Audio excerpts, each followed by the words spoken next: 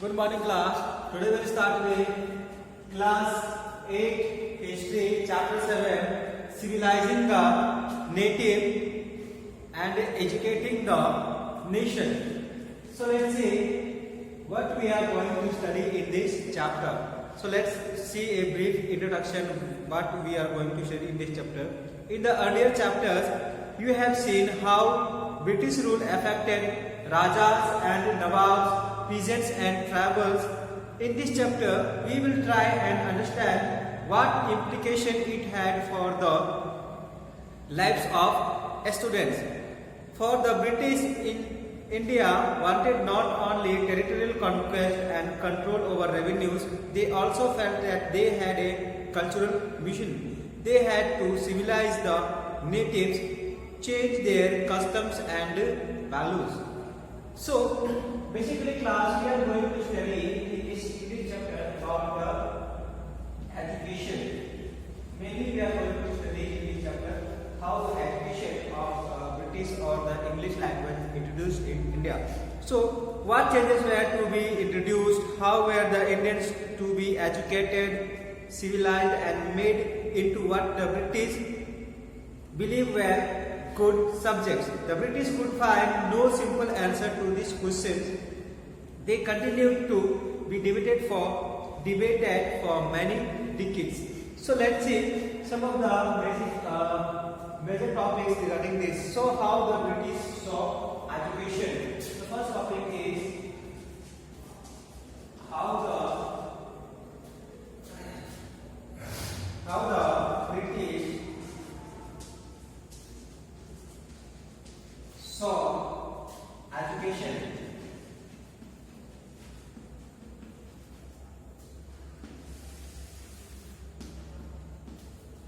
So let's say what we are thinking about the Britishers about education in India. So let's say before starting, let's say let us look at what the British thought and did and how some of the ideas of education that we knew now take for granted evolved in the last 200 years. In the process of this inquiry, we will also see how Indians reacted to the British ideas and how they developed their own views about how Indians were to be educated. So basically we know that India is a very ancient country, or India has the oldest civilization in the world. So we from ancient India to modern India, we have so many skills about the writings and the languages. So let's see how the tradition of Orientalists started in India. So the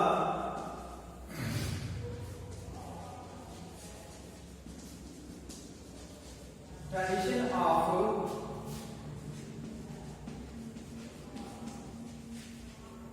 Orientalism.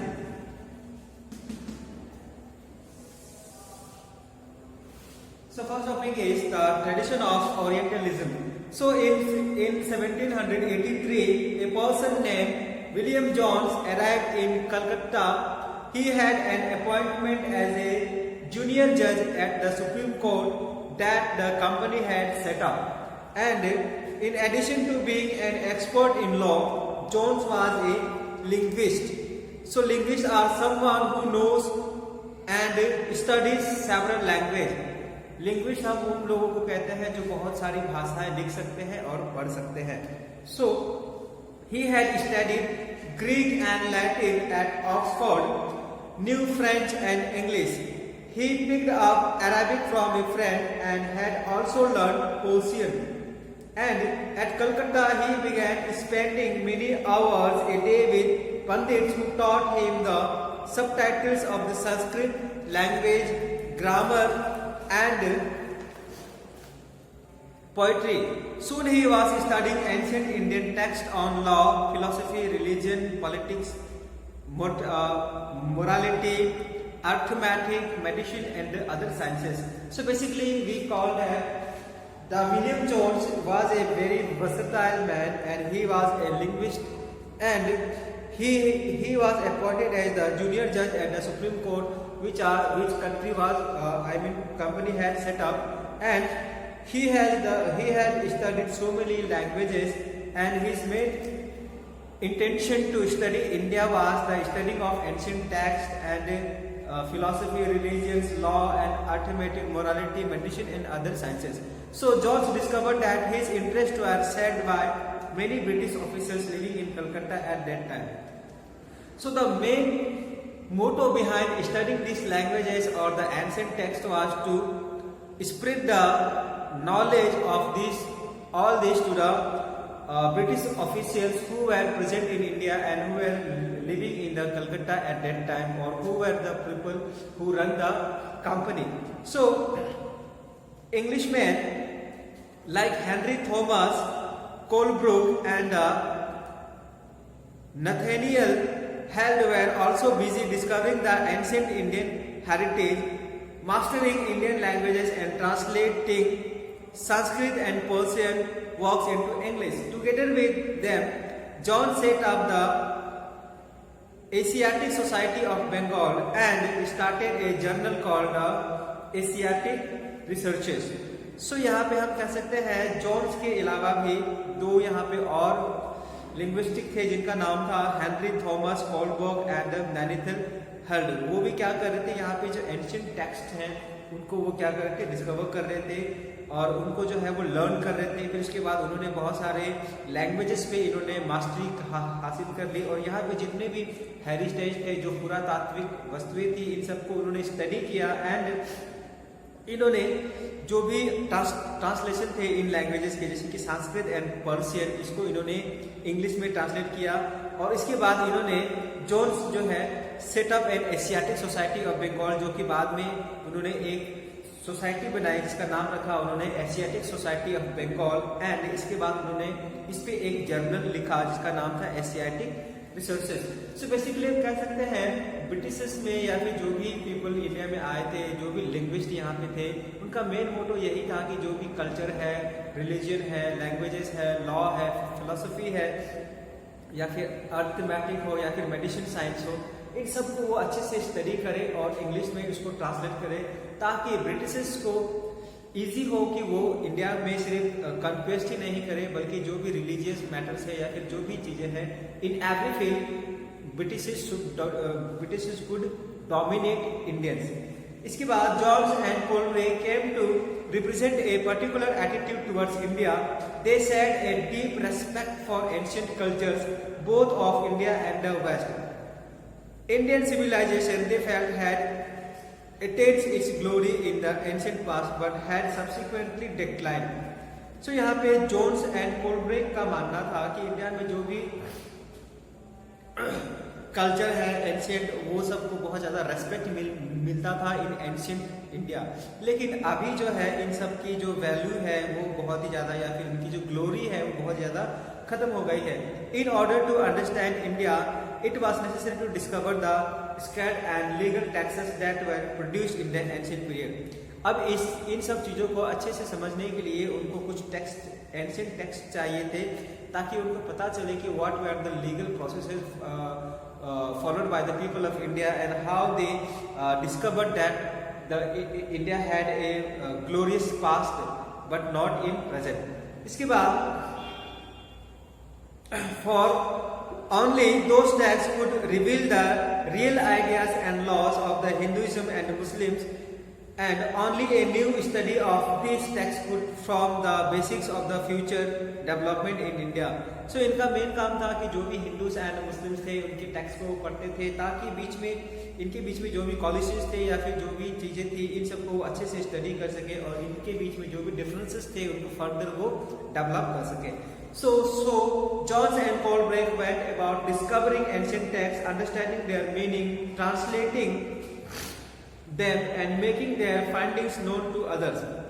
This project, they believed, would not only help the British learn from Indian culture, but it would also help Indians rediscover their own heritage and understand the lost glories of their past. अब इसका मोटो ये था कि जो भी ancient text थे, heritage थे, इन सबको वो फिर से स्टडी करें और उसको रीराइट करें, ताकि ब्रिटिशर्स को भी बेनिफिट हो और उन इंडियंस को भी जो अपने पास्ट ग्लोरीज को भूल चुके हैं या फिर उनके जो भी प्रोसीडिंग्स थे वर्क्स का, उनको भी वो याद आ जाए।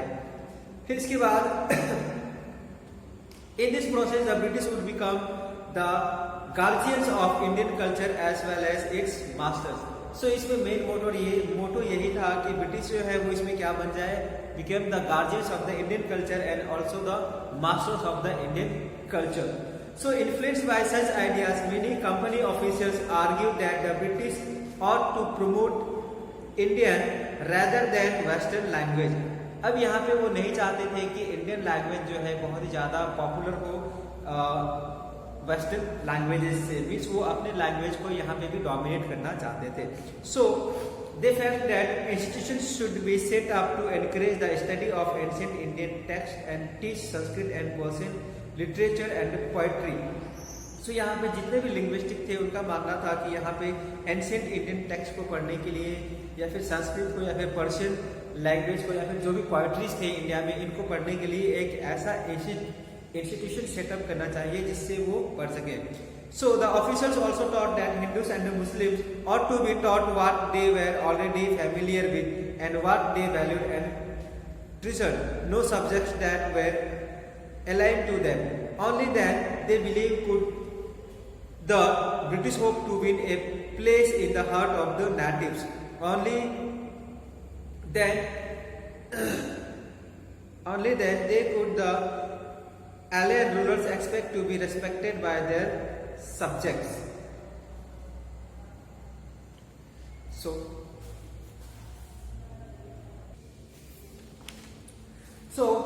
with the object in view, a madrasa was set up in Calcutta in 1781 to promote the study of Arabic, Persian and Islamic law, and the Hindu college was established in Banaras in 1791 to encourage the study of ancient Sanskrit texts that would be useful for the administration of the country.